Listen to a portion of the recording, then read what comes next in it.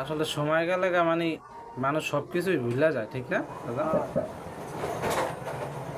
বিএনপির নেতাগণ যত এমপিরা যত কথাই কইছিল, কিন্তু সময় যাওয়ার পর দেখা গেছে এগুলো কেউই মনে রাখে না। এখানে হাসনাদের সংসদে বই একটা কথা কইছে, কয় কথায় আছে নদী পার হয়ে গেলে তারপর মাঝি কোন দুলাভাই। ঠিক আছে, আমার কাজ হলো নদী পার হওয়া, নদী পার হয়ে গেছে আর মাঝি কোন দুলাভাই, মাঝিরে চিনি না। আপনার ব্যারিস্টার পার্থ হওয়ার আগে হ্যাঁ কইছিল যে সংসদে যাওয়ার পর হ্যাঁ প্রথম বক্তব্যই দেবো যে ভোলা বরিশাল সেতু চাই, ঠিক আছে। কিন্তু সংসদে যাওয়ার এই যে কতগুলো দিন হয়ে গেল, কিন্তু এখন পর্যন্ত হ্যাঁ কোনো বিবৃতি এই ভোলা বরিশাল সেতুর পক্ষে কোনো বিবৃতি দেয় নাই, বা কোনো এরকম কোনো প্রস্তাবও সরকারের কাছে উত্থাপন করে নাই। অথচ সরকারের সবচেয়ে বড় 3টা মেগা প্রকল্প সরকার অলরেডি ঘোষণা দিয়ে দিছে, বুঝছেন। তার ভিতরে ভোলা বরিশাল সেতুর কোনো কথাই কয় নাই। মানে এইটা রইল না আর কি, বুঝছেন। ভোলার মানুষ আন্দোলন সংগ্রাম করলো, এই ব্যারিস্টার পার্থ সহ আরো যারা আছে এরা কইলো কি যে ঠিক আছে আমরা এইটা নিয়ে কথাবার্তা কমু, আমরা যেমন দাবিটা পাস করাম। হ্যাঁ, এখন যখন সময় গেছে গা, এখন আর কেউ কয় না।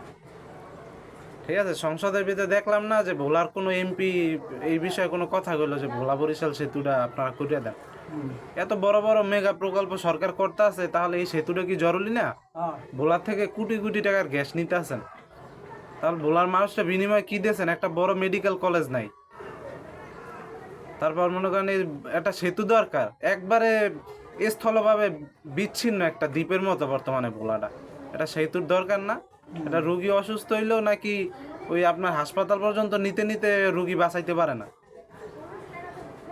তাহলে কোটি কোটি টাকা সরকার রাজস্ব পাইতে আছে ভোলা জেলাতে, অথচ হ্যাঁ পক্ষে কোনো কাজই করে না।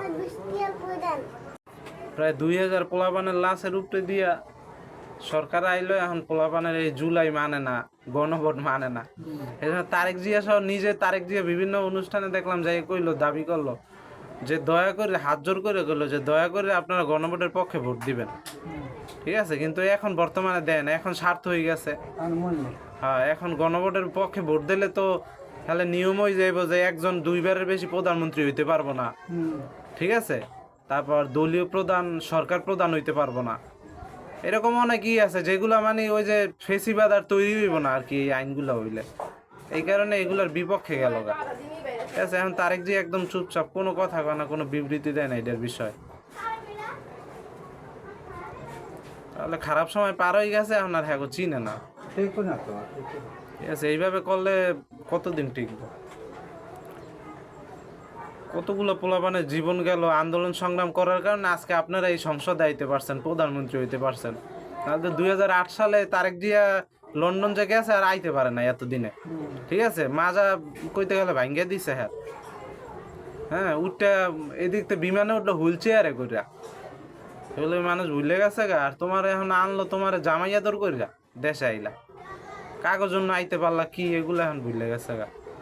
আজকে এই হাজার হাজার মানুষের জীবনগুলো গেল, কোনো মূল্যায়ন করলো না। তাই পোলাপানে আন্দোলন করলো, ফল খাইলো হেরা। আন্দোলন করছে পোলাপানে, আর এখন এইটা ফল লইয়া দৌড়াদৌড়ি করে বিএমপি। কি একটা অবস্থা! এত পোলাপান মরিয়া, জামাত ইসলামের এত নেতারা মরিয়া লাভ।